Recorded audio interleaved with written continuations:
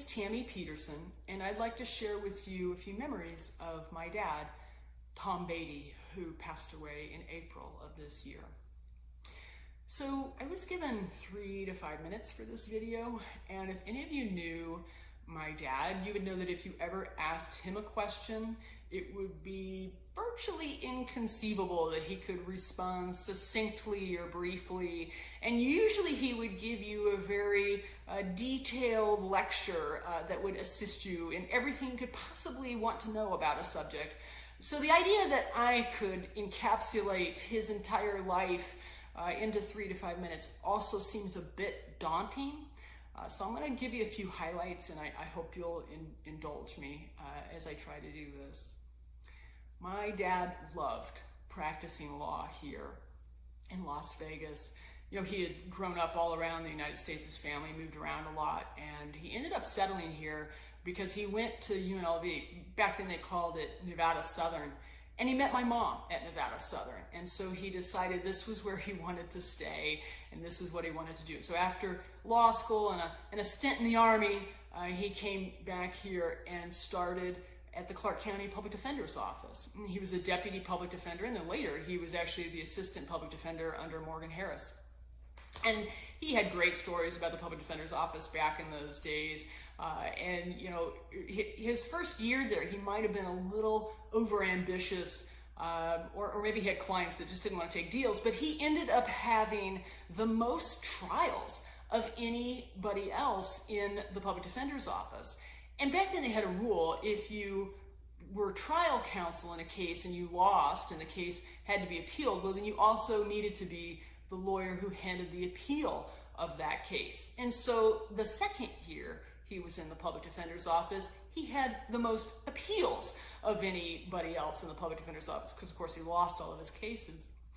Well, my dad was never one to shy away from a challenge. So the idea that he would have this many appeals made him think that he needed to really read up on everything to do with criminal law. And so that's what he did. He read every single case from the Nevada Supreme Court since 1864. You can ask other lawyers about this. They'll tell you the same thing, that this is what he did. And then once he got to the present day, he decided he shouldn't stop. He went ahead and he read every advance opinion, whether it was civil or criminal, that came out of the Nevada Supreme Court, all the way up through the rest of his life. And it was actually a little beneficial that he did this. Beneficial for me, I should say, because when I was first an associate here in town, it was actually easier for me to call up my dad and ask him some legal research questions rather than, you know, toiling at the law library or surfing on Westlaw forever. I could just call him up and he would have the citation for me right away. So it was definitely funny that he was so brilliant about those opinions. You know, after the public defender's office, he went to the DA's office, and he loved the DA's office. You know, you think you couldn't switch from one to the other, but he could. He loved justice. That was far more important to him than anything else. And so he took very seriously his responsibilities with the DA's office, and he loved it. He would talk about going to homicide scenes and coroner's inquests, and it was just a lot of fun for him. He enjoyed it so much. He actually ran for DA later on. He didn't win, but he really wanted to do that. He thought that would have been really something fun and important. After he left the DA's office, he went into private practice. And he was a solo practitioner. He had associates from time to time, but largely over the rest of his career, he was a solo. And he did a lot of civil litigation. He did some criminal defense, not much, but he still did a little bit of everything. And he did a lot of civil litigation. So he was one of these guys that was, you know, hugely involved in the MGM fire litigation and the PepCon litigation, and so many different huge cases over the years. He had a really extensive work that he did for police officers and public officers in employee discipline and arbitrations that he would handle throughout his career. I can tell you that growing up with someone like my dad, it was a little interesting for me and my sister. My dad would bring home his cases. He might have brought them home a little too close sometimes. I can tell you that when I was 5, he took me to a murder trial, and he explained very carefully the reasonable doubt standard and the job of the prosecutor. Some dads took their kids to the park. My dad took me to court.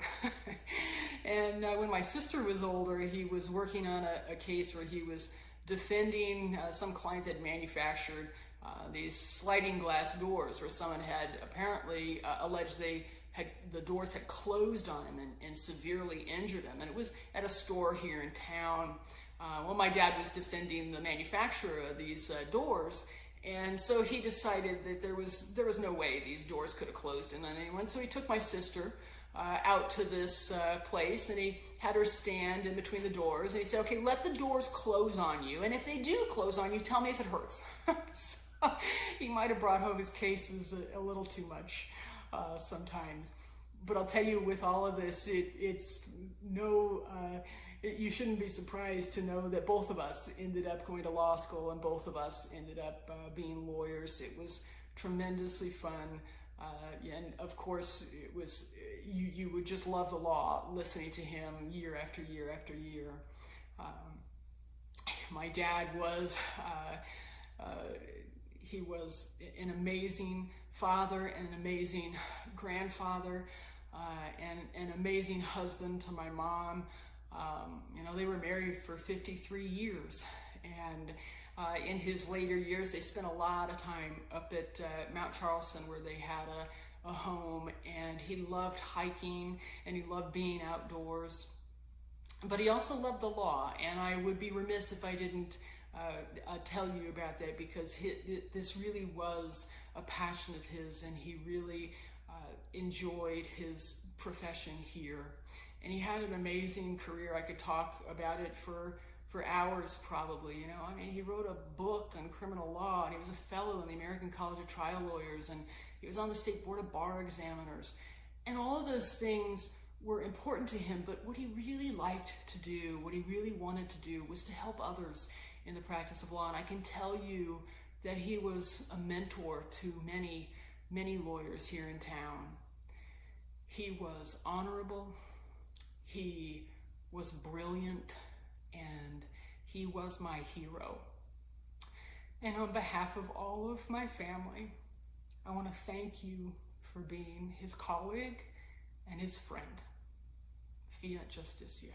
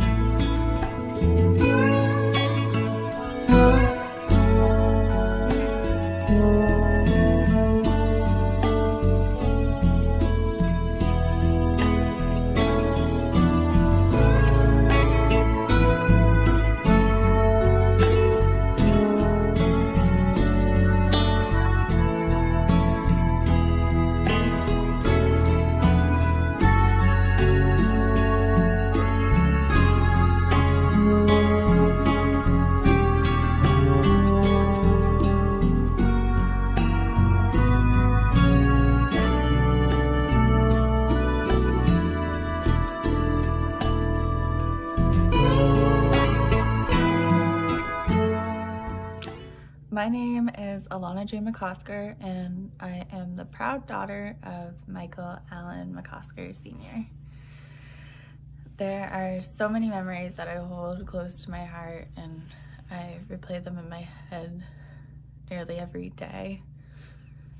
My family is from Boston, and we moved to Las Vegas in 2002. I moved back to Boston in 2016. My brother and I, though, always made it a point to visit our dad multiple times a year and vice versa. I hated being so far away from him and also felt regret for moving because I missed my dad. Not nearly as much as I miss him now, though. On my dad's last trip out to Boston in April 2019, he took me and my brother to a Celtics playoff game. My dad got floor seats. And if you don't know this about my dad, he is like a die-hard Celtics fan. So he was stoked. And it was awesome. We got to the game and we were sitting right next to Larry Bird. And I said to my dad like multiple times, I was like, Dad, please, can I go take a picture with the bird? And my dad was like smiling just like a kid on Christmas, and he was like, Alana, we can't disturb a legend. He was so happy that day. We all were. We had the best day, and my dad so happy to be able to share his love for the Celtics at the Garden with me and my brother. I couldn't have asked for a better day. My dad's love for the Celtics was insane. However, his love for me, my brother, his two dogs, Emmett and Murphy, surpasses his love for the Celtics, golf, gambling, music, and everything else in the world. He loved us unconditionally, and we loved him even more.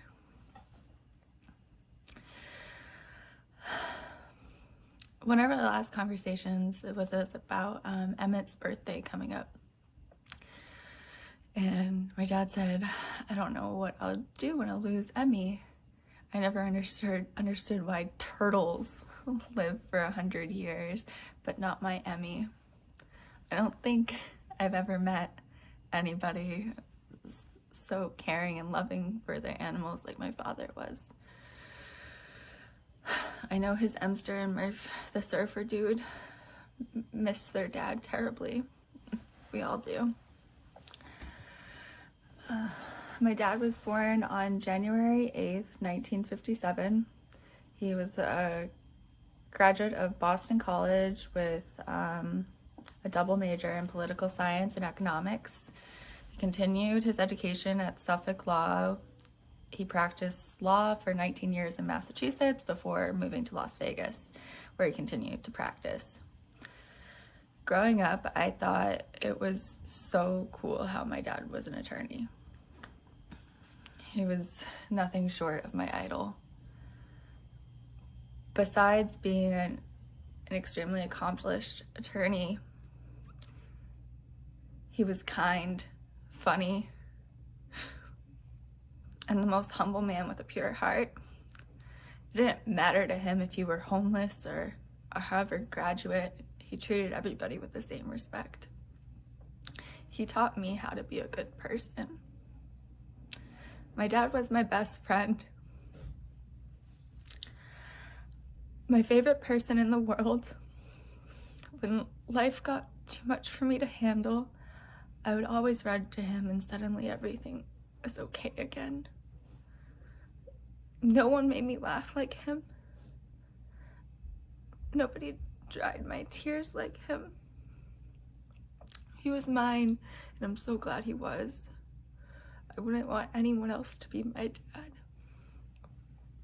There hasn't been a day where I don't miss him and I don't cry for him. When you love somebody so much, the loss of them is overwhelmingly heartbreaking. Love is heartbreakingly beautiful. I want to take a moment to thank everyone involved for putting this together. I'm honored, and I know he would be too. Rest in the sweetest peace, Dad. We love and miss you endlessly. A boop.